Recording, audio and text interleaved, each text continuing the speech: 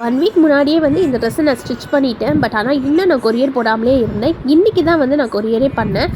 இந்த ட்ரெஸ்ஸோட behind the scene பார்க்கலாமா? இந்த ட்ரெஸ் மெட்டீரியல்ஸ் எல்லாமே பார்த்திங்கன்னா எனக்கு கஸ்டமரே வந்து வாங்கி என் அட்ரஸ்க்கு வந்து சென்ட் பண்ணியிருந்தாங்க. லைனிங், சாட்டின், நெட்டுன்னு சொல்லிட்டு எல்லாமே எனக்கு வந்து வாங்கி அனுப்பிச்சிருந்தாங்க.